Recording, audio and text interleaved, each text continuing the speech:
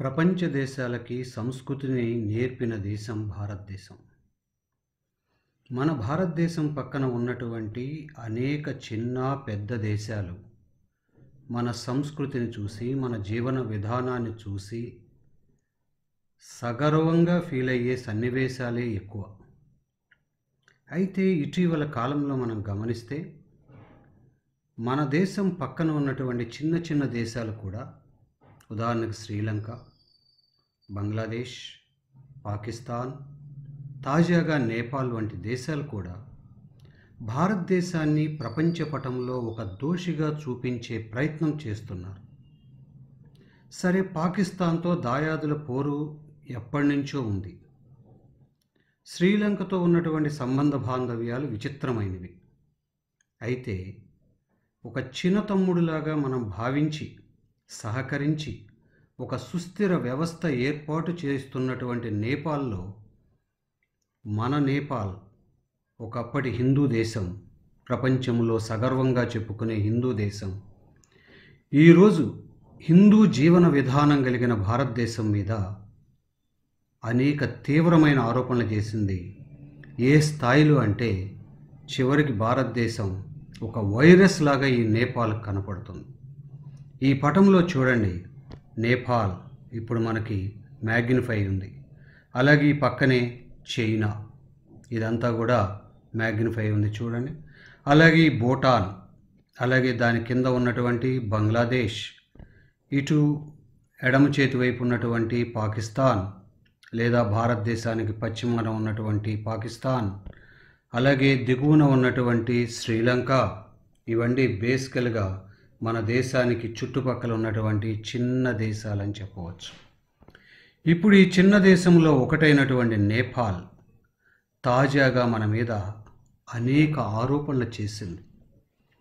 అంతర్జాతీయ మీడియా దాన్ని ఒక విభిన్నమైన కోణంలో చూపిస్తూ ఉంటే అసలు వాస్తవాలేంటి, ఏ విధంగా నేపాల్ చేసినటువంటి ఆరోపణలో సత్యం ఎంత ఉంది అనేది మనం ప్రశ్నించాల్సి ఉంటుంది. ఇప్పుడు ఇక్కడ చూడండి, ఈ బ్లూ కలర్లో ఏదైతే ఉందో ఇదే మన గంగా నది. సో ఇది ఇలా మన మరొక రాష్ట్రమైనటువంటి ఉత్తరాఖండ్, ఇది ఉత్తరాఖండ్ భూభాగం, దాని సరిహద్దులో ఉన్నటువంటి నేపాల్. ఈ నది ఏదైతే శారదా నది అని పిలువబడుతుందో దానికి తూర్పు వైపున ఈ నేపాల్ భూభాగం మొత్తం విస్తరించి ఉంది ఇక్కడ వరకు. ఇప్పుడు ఈ బోర్డర్ ఏదైతే కనపడుతుందో ఆ బోర్డర్కి పక్కనే ఈ విధంగా ఈ శారదా నది లేదా మహాకాళీ నది అంటాం. అది తరువాత గంగా నది ఉపనదికి ఉపనదిగా మారుతుంది. ఆ తర్వాత ఈ గంగా నది గురించి నేను మీకు చెప్పక్కర్లేదు.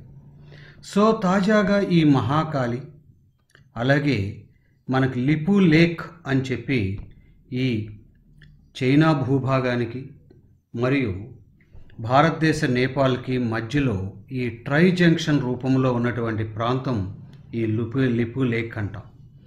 ఇప్పుడు ఇక్కడ సమస్య ఏంటి అంటే, ఇటీవల భారతదేశం మనం ఏదైతే మానస్ సరోవరం అని పవిత్ర క్షేత్రంగా భావిస్తామో, హిందూ మత విశ్వాసాలతో ముడిపడి ఉందో ఈ భూభాగం, దీనికి ప్రతి భారతీయుడు జీవితకాలంలో, ముఖ్యంగా హిందువులు జీవితకాలంలో ఒక్కసారైనా ఈ మానస్ సరోవరానికి వెళ్ళాలని అనుకుంటారు. అలా వెళ్ళే క్రమంలో భారతదేశంలోని ఉత్తర భారత భూభాగంలోని ఈ ఉత్తరాఖండ్ నుంచి సులభంగా ఇప్పుడు ఈ ట్రాక్ ఏదైతే వెళ్తూ ఉంటుందో దీని పక్క నుంచి ఇలా వెళ్ళాల్సి ఉంటుంది. సో ఈ పరంపరలో మనకి ఈ మానస్ సరోవరానికి సంబంధించి ఈజీగా, తేలికగా భారతీయులు వెళ్లేందుకు ఈ దార్చులా నుంచి ఈ లిపు లేక్ వరకు తాజాగా ఒక రోడ్డు వేయటం జరిగింది. సో ఆ రోడ్డు వేసిన నేపథ్యంలో ఆగ్రహం తెచ్చుకున్నటువంటి మన నేపాల్ దేశం తాజాగా అది మరికొన్ని ఆరోపణలు ఏం చేసింది అంటే, ఒకటి ఈ లిపు లేక్, మరియు రెండవది ఈ కాలాపాని, మూడవది ఈ ఏదైతే ఈ కాలాపానికి ఉపరితల భాగంలో ఉందో ఆ భూభాగాలు కూడా అవే ఆ భూభాగాల పేరు లింపియా ధురా. నిజానికి ఈ లింపియా ధురా భూభాగం నుంచే మన కాళీ రివర్ జన్మిస్తుంది చిన్న చిన్న పాయలుగా. అక్కడి నుంచి అది విస్తృతంగా తర్వాత ఉపనదులుగా గుర్జీ ఉపనది కలిసి అక్కడి నుంచి మన గంగా నదిలో కలుస్తూ ఉంటుంది. సో ఈ నదీ భూభాగము ఇప్పుడు ఏదైతే మనం ఇక్కడ చెప్తున్నామో నదీ ఉపరితల భాగము లేదా నదీ క్యాచ్మెంట్ ఏరియా, ఈ ప్రాంతం అంతా కూడా భారతదేశం తన మ్యాపుల్లో చూపించిందని, అవి తమ స్వంత భూభాగాలని అనేక చారిత్రక ఉదాహరణలు కోట్ చేస్తూ తాజాగా నేపాల్ క్యాబినెట్ ఆ భూభాగాల్ని తమ దేశపు భూభాగాల్లో చూపించుకున్నది. ఆ క్రమంలో అసలు ఏమిటి భూభాగాల చరిత్ర, భారతదేశంతో నేపాల్కి ఇంతటి వ్యతిరేకత ఎందుకు వచ్చింది అనే విషయాన్ని సోదాహరణంగా పరిశీలించే ముందు నేపాల్ గురించి కొంచెం చారిత్రకంగా పరిశీలన చేద్దాం. నేపాల్ చరిత్ర మొత్తం పూర్వకాలంలో ఆదిమ మానవుడి చరిత్ర కాలంలో కూడా కొంతవరకు ప్రాధాన్యతను కలిగి ఉంది. అయితే ప్రధానంగా ప్రపంచ మధ్యయుగ కాలంలో ఇక్కడ ఎటువంటి జాతులు ఉండేవి, ఏ పాలన జరిగేది అనేది ఎవరికీ స్పష్టమైన ఆలోచన లేదు.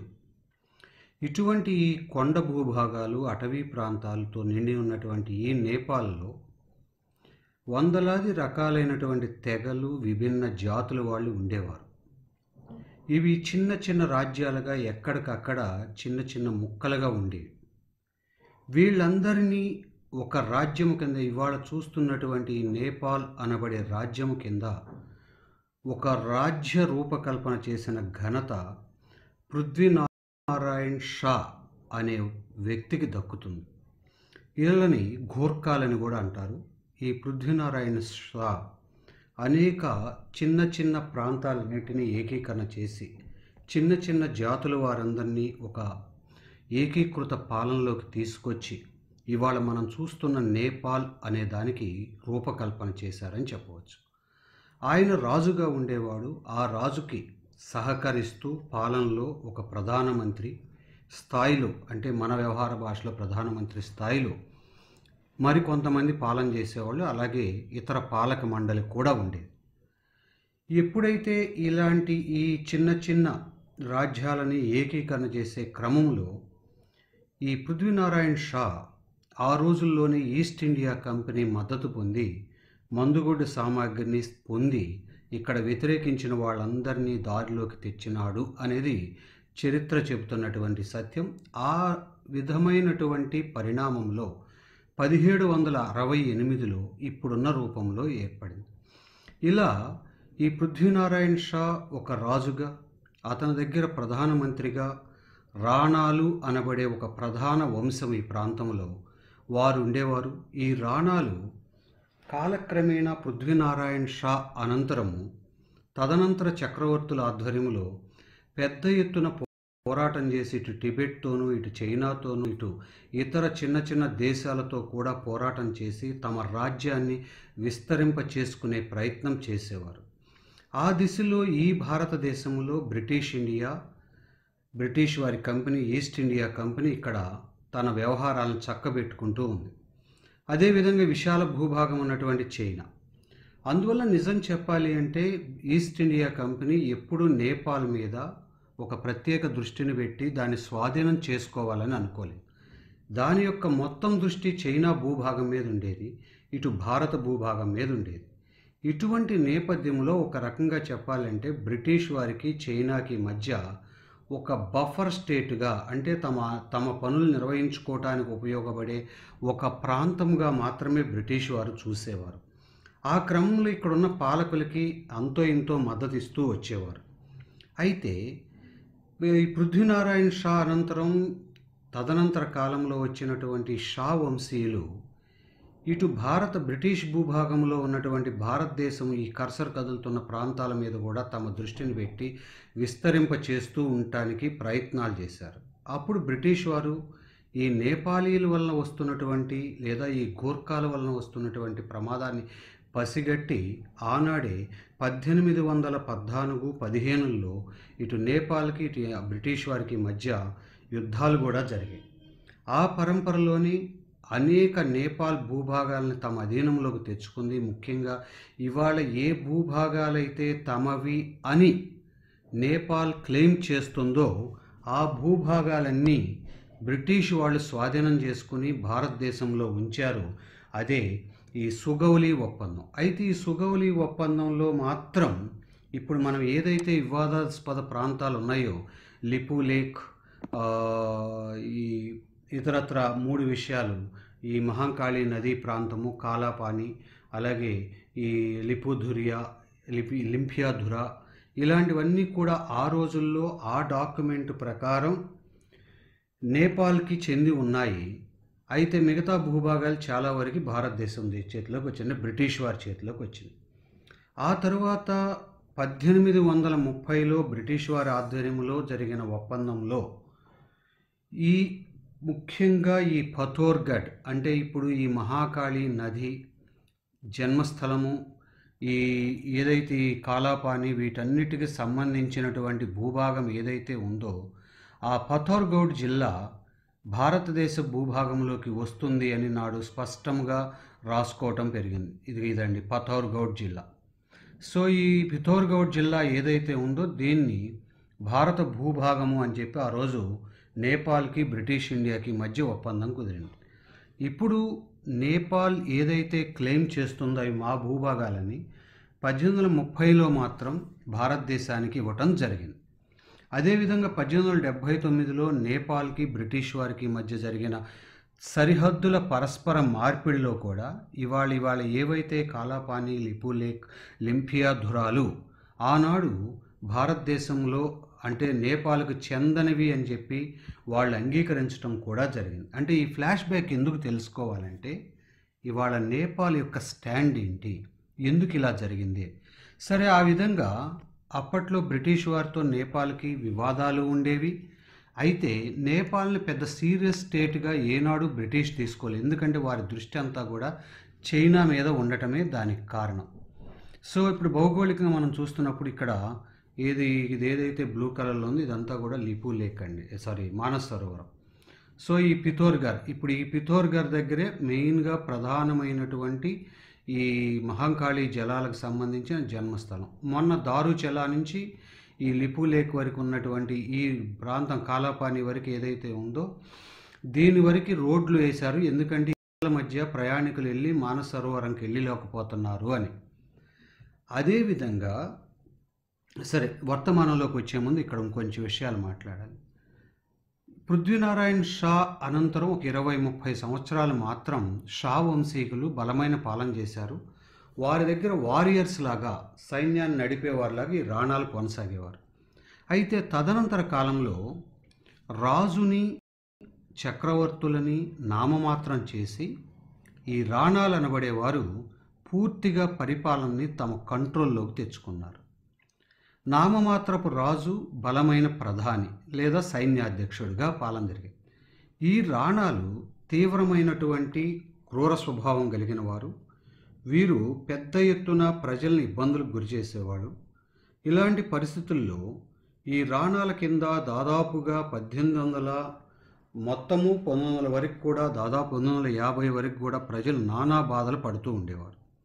అయినా సరే రాజులు బలహీనమైపోవటం ఫలితంగా ఇది రాణాల పాలనలోనే దాదాపు 200 సంవత్సరాలు కొనసాగిందని చెప్పవచ్చు. ఇటువంటి సందర్భంలో ఇవాళ ఆధునిక నేపాల్ నిర్మాతగా వ్యవహరించబడుతున్న త్రిభువన్ గుర్తుండాలండి. చాలా సందర్భాల్లో త్రిభువన్ ఇది కూడా మనం తెలుసుకుంటాం. త్రిభువన్ ఏం చేశాడు అంటే అతన్ని 5వ సంవత్సరంలోనే వారసత్వం కింద రాజుగా మార్చారు. వారి మదర్ పరిపాలన అంతా చూసుకుంటూ ఉండేవారు. ఇటువంటి పరిస్థితుల్లో 1950s వచ్చేసరికి భారతదేశంలో స్వతంత్రం రావటం, రాజ్యాంగ వ్యవస్థ ఏర్పడటం గమనించిన నేపాలీల్లో చాలామంది ప్రజాస్వామ్యవాదులు ఈ రాణాల పాలన తొలగాలి, ఈ క్రూరమైన పాలన తొలగాలి అని చెప్పి పెద్ద ఎత్తున ఉద్యమం చేయటం. అయితే ఉద్యమ తీవ్రతను గమనించినటువంటి అప్పటి రాణా ఈ ఉద్యమం మరింతగా ప్రబలకూడదు అనుకుని త్రిభువన్ని అరెస్ట్ చేసే ప్రయత్నం చేసి త్రిభువన్ని తొలగించేసి అతని మనవడిని రాజుగా చేసే ప్రయత్నం చేశాడు. దాంతో త్రిభువన్ భారతదేశానికి వచ్చేయడం జరిగింది. అంటే ఇక్కడ నేను ఎందుకు ఇది చెప్పాను అంటే, భారతదేశానికి నేపాల్కి ఎటువంటి సంబంధ బాంధవ్యాలు ఉన్నాయి, ఎందుకు భారతదేశం మీద ఇప్పుడు కాలు దూతున్నారు అని భారతదేశం వచ్చేయటం జరిగింది.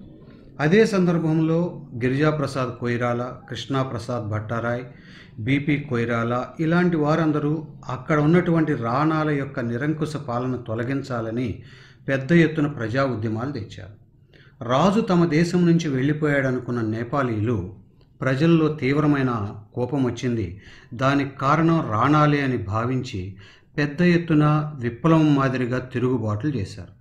దానితో రాణాలు దిగి వచ్చి ముందు భారతదేశంతో చర్చలు జరపమన్నారు. భారతదేశం ఈ త్రిభువన్తో, రాణాలతో మరియు కాంగ్రెస్ పార్టీతో, అంటే నేపాల్ కాంగ్రెస్ పార్టీతో కూడా చర్చలు జరిపేందుకు ఒక ట్రైపార్టీ సమావేశాన్ని జరిపింది. ఆ సమావేశంలో ప్రకారం త్రిభువన్ని రాజుగా అంగీకరించేందుకు రాజకీయ పార్టీల ఆధ్వర్యంలో ఒక పార్లమెంటు దాన్ని ఏర్పాటు చేసుకునేందుకు అంగీకరించడం జరిగింది. ఆ తరువాత త్రిభువన్ మరలా భారతదేశం నుంచి నేపాల్కి వెళ్ళటం జరిగింది. అంటే ఇక్కడ నేను ఎందుకు చెప్తున్నానంటే, భారతదేశం ఏ విధంగా నేపాల్కి ఒక అన్నలాగా నిలబడింది అనేది తెలియాలి అంటే, అక్కడ ఒక రాజ్య వ్యవస్థ ఏర్పడటంలో నేపాల్లో భారతదేశం పాత్ర ఉంది. అదేవిధంగా చైనా టిబెట్ని ఆక్రమించినప్పుడు నేపాల్ భూభాగాలకు కూడా ఆక్రమణకు గురవుతాయని భావించినప్పుడు నేపాల్ ప్రభుత్వము అప్పుడు భారతదేశంతో ఒక రక్షణ ఒప్పందం కుదుర్చుకుంది. ఆ రక్షణ ఒప్పందం ప్రకారం భారతదేశం నేపాల్ యొక్క భూభాగాలను రక్షించేందుకు అవసరమైనటువంటి విదేశీ వ్యవహారాలు కానీ రక్షక తంత్రాలను కానీ చేయటానికి అవకాశం ఉంది. ఆ సందర్భంలోనే మన రూపాయిని వ్యవహారం కరెన్సీగా కూడా వాడుకునేందుకు అందించడం జరిగింది. ఈ రోజు కూడా భారతదేశం తరువాత రూపాయి ఒక కరెన్సీగా ఉన్న దేశం ఏదన్నా ఉంది అంటే అది నేపాల్ అండి. కాకపోతే అక్కడ నేపాల్ రూపాయి అని అంటాం. ఆ విధంగా భారతదేశం అనేక రకాలుగా నిలబడింది. ఆ నిలబడిన క్రమంలో ఈ నేపాల్కి అనేక రకాలైన మద్దతులు ఇచ్చింది. సో అటువంటి పరిస్థితుల్లో రాజు అంటే త్రిభువన్, ఆ తరువాత ఈ నేపాల్ కాంగ్రెస్ పార్టీ ఆధ్వర్యంలో ఉన్నటువంటి బహుపాలక మండలి మొత్తానికి అక్కడ పరిపాలన చేయటం మొదలుపెట్టాయి.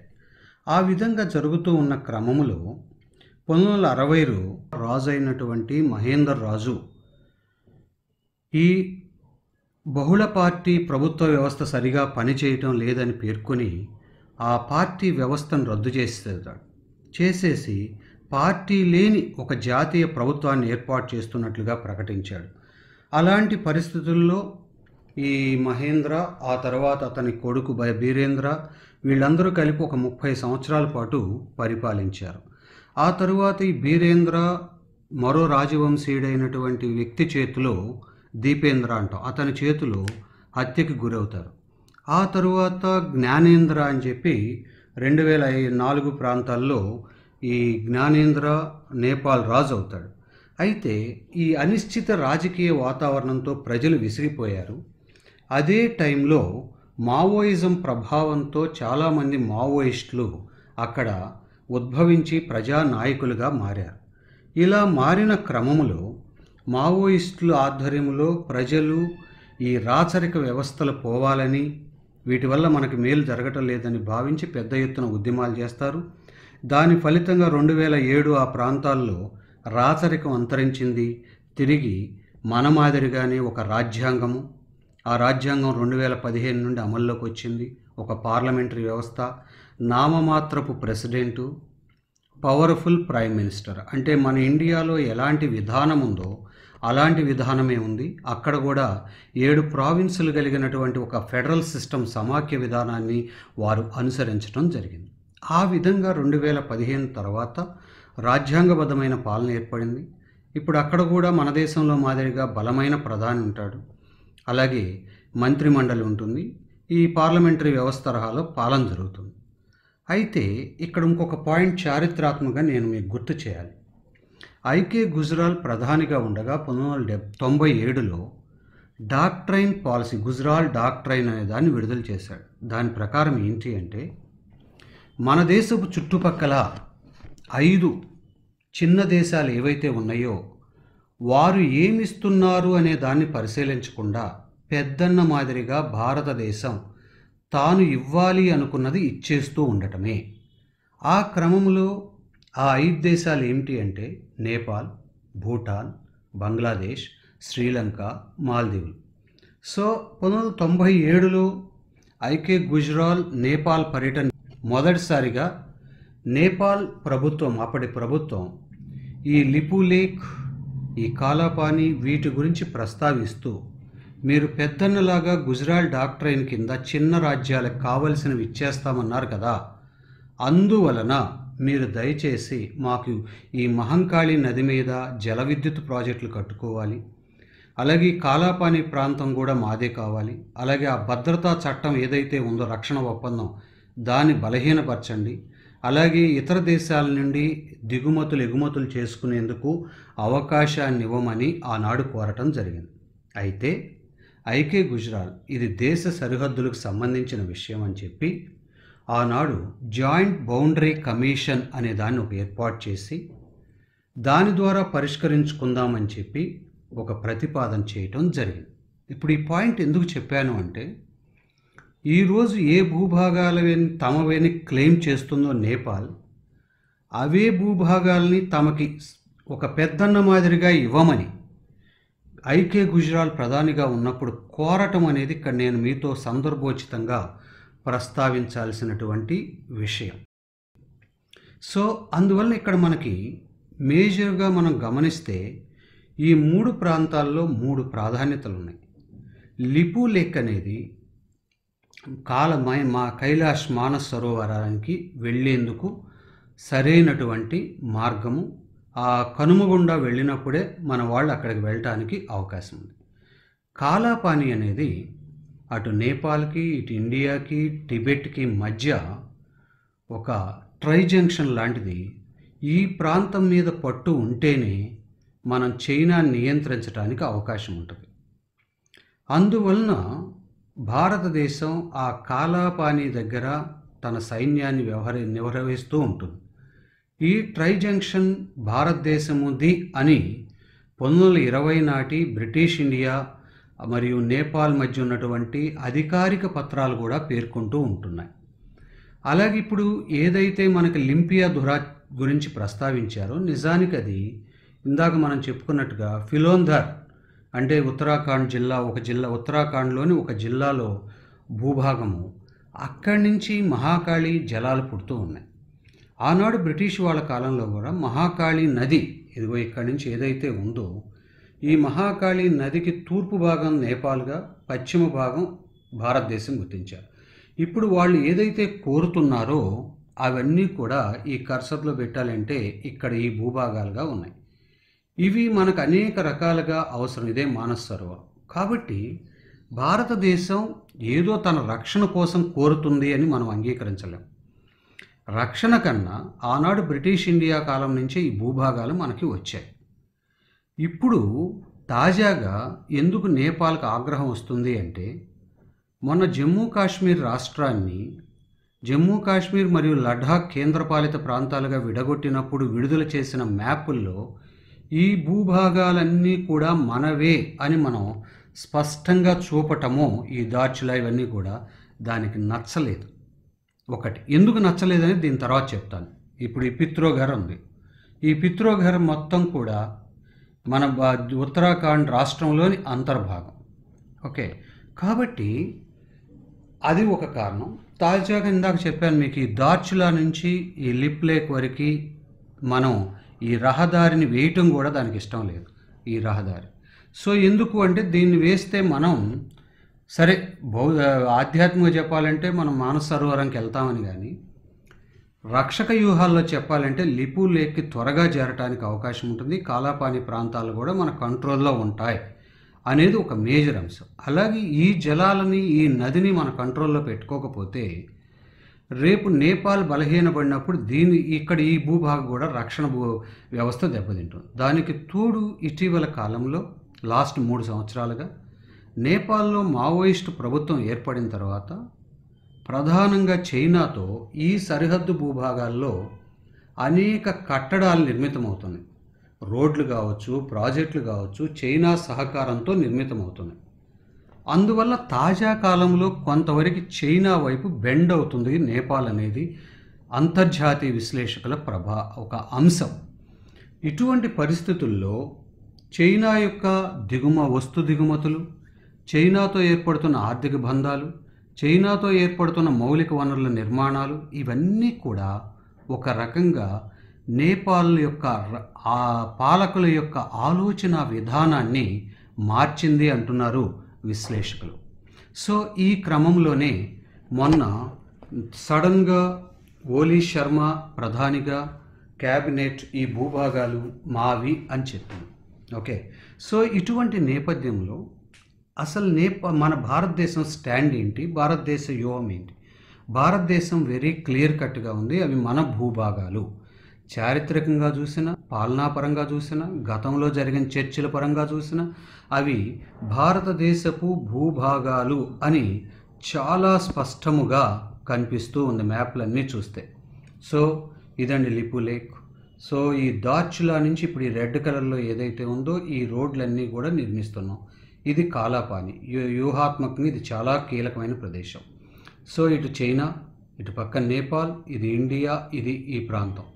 కాబట్టి ఈ విధంగా భారతదేశం తన దేశపు రక్షణ కావచ్చు, లేకపోతే ఇతరత్ర ఆర్థిక అంశాలు కావచ్చు, ఆ ప్రాంతం మీద ఏ మాత్రం పట్టు వదులుకోవాలని అనుకోవటం లేదు. ఓకే, అలాగే ఈ ముఖ్యంగా మహాకాళి ప్రాజెక్టుల మీద జల విద్యుత్ ప్రాజెక్టులు నేపాల్ కోరుతుంది.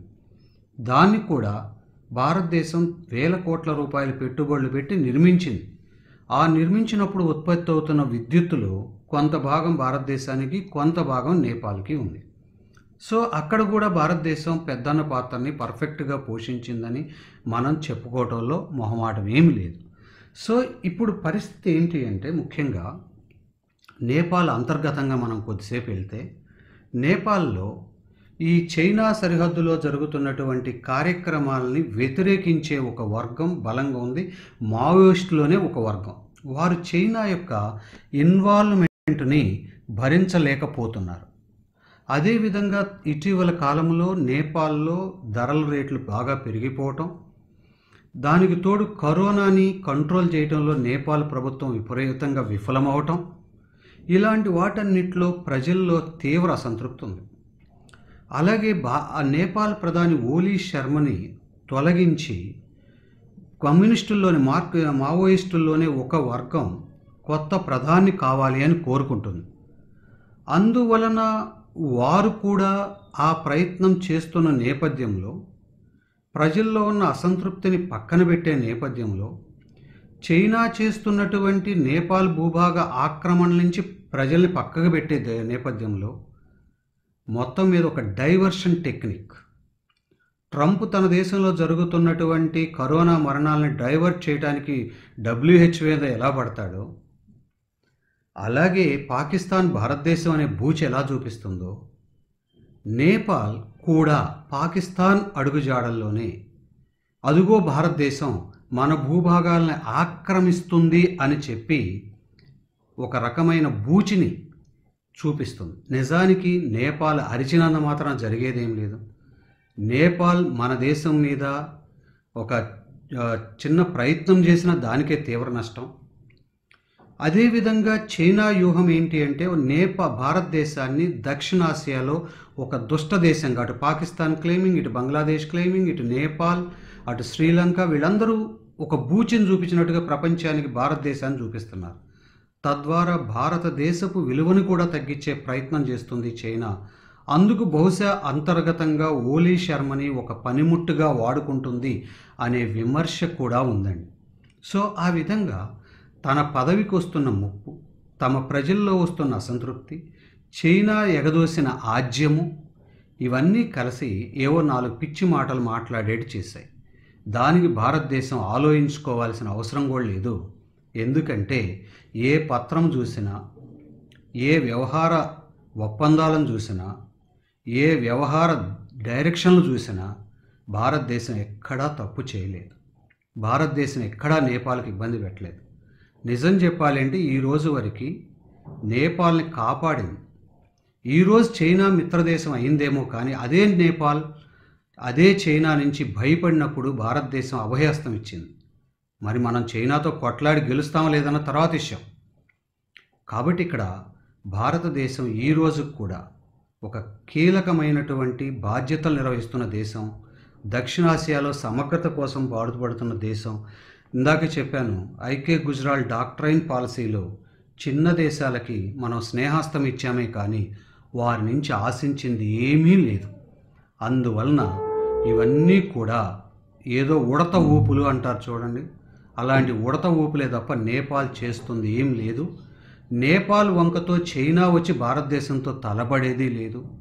కాకపోతే చైనా అటు పాకిస్తాన్ని, నేపాల్ని పావులుగా వాడుకుంటూ భారతదేశానికి కొద్దిగా సఫకేషన్ కలగజేసే ప్రమాదం ఉంది తప్ప భారతదేశం మీద ఏమీ ఉండదు.